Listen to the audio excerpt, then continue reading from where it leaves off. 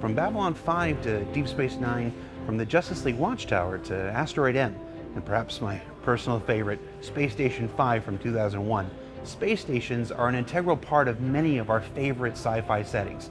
Even in Star Citizen, when your journey into the persistent universe first begins, your character awakens on Port Olisar, a space station that's high in orbit over the planet Crusader.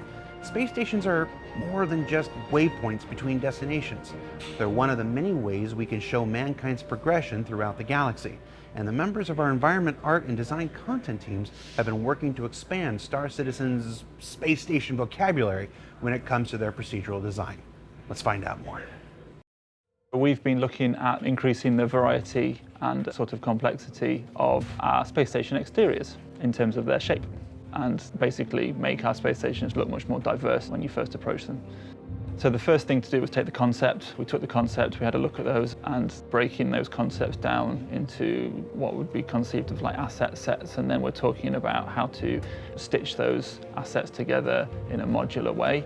So we would take that first and sort of piece them together by hand to make sure all the assets that we're going to build would work with one another.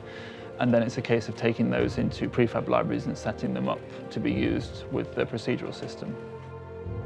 Basically, it's the beginning of fully putting the space stations into a procedural system. Next comes interiors, and then marrying those two things together. And that gives us the ability to go away and then create things like cargo and refinery stations, as well as just the rest stops, but all in a completely procedural way and all fully integrated with one another.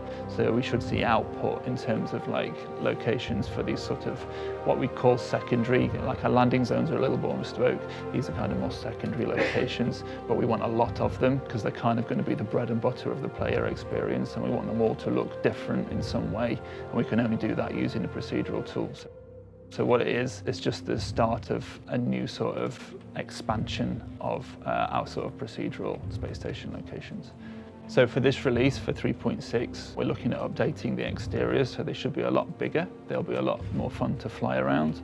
They'll be more diverse in terms of where the hangars are positioned, where landing pads are positioned, but you're not going to see much in terms of expansion for the next release. That comes in the release after, when we're looking at updating the interiors as well. And then as we sort of roll later on into the year, you'll see those sort of come together, and our entire sort of rest stop experience for the player should be a lot more sort of diverse and expansive.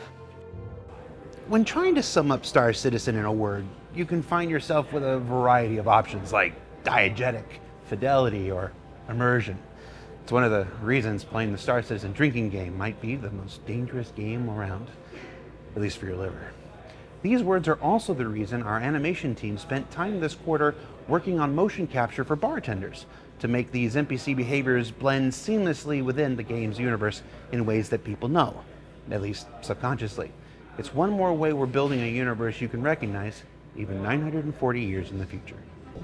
You should have seen the talent we had in here last week.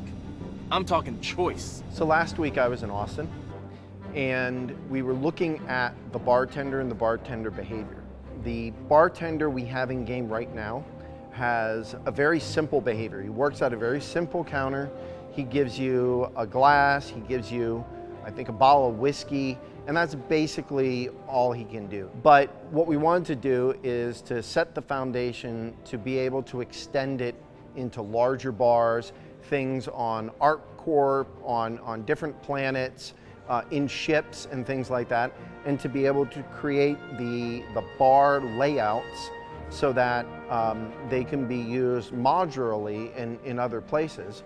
So the first thing we did is we looked at the counter that we have, and we said, okay, well, what are the different portions of a bar?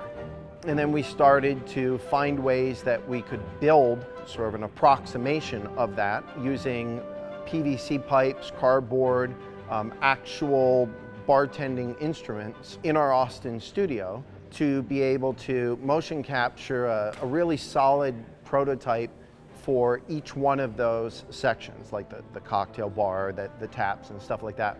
And we shot a number of different liquor pours, I think somewhere in the realm of 25 different cocktails. It's a fine balancing act as well in saying, do we need to ship with 30 cocktails at once No, we don't. Do we even need 30 cocktails? I don't know, maybe, maybe not. But at least what that gives us then is an understanding as to the pain threshold, but also that the foundational aspects of the bartender are solid for each one of those things. So the whole point of why we're doing this on the bartender is because we are trying to create an environment that when you're in it, you feel like you are in an actual bar. You're in an actual living, breathing location.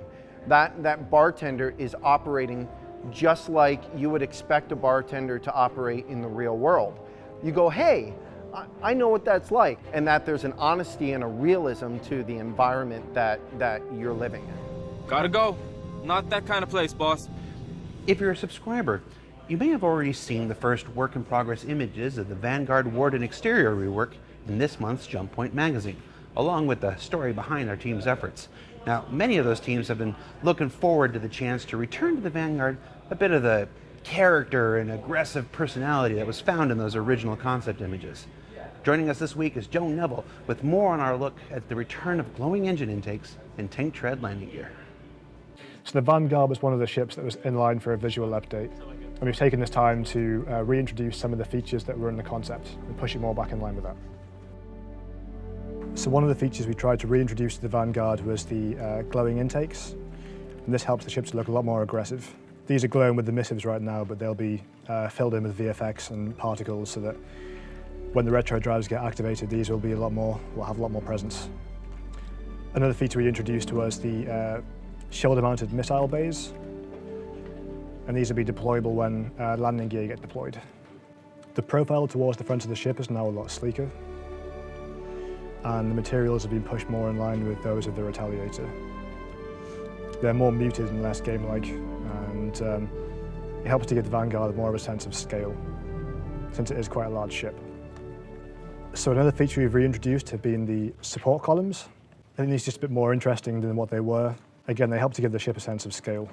These are large nacelles, all the kind of engine columns in the ship are very, very big. So these columns really help to show that they're supporting the weight of the rear engines. So another feature we reintroduced was the landing gear, and we gave it the tyres that used to be in the concept. And we've also given it the tank treads that were previously there as well. We've also widened the bottom of the ship to accommodate the habitation pod. And the rear ramp has been widened to be more in line with the Vanguard hoplite variant. And this just allows more players to be able to exit the ship at the same time. So the exterior of the Vanguard's almost done now. The final steps will be to redo the damage, make sure that all works correctly, and then do the LODs again. And hopefully it'll be with you guys soon. So what did we learn this week? We learned that the process of procedural stations is progressing propitiously. For bartenders, it may be the littlest of things that make a universe feel alive and believable. And the Vanguard appears well on its way towards achieving its namesake at the forefront of badass-looking spaceships. To our subscribers, like I said, check out this month's Jump Point for more on the Vanguard rework story, and of course this week's subscriber vault for more images from last week's look inside the 890 Jump. And to everyone out there in the Star Citizen real-life universe, I suppose this one's persistent too. We'll see you next week.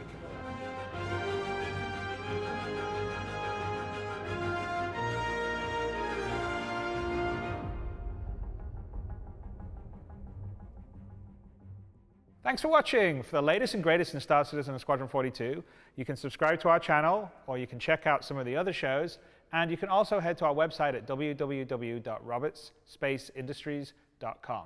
Thank you very much for watching.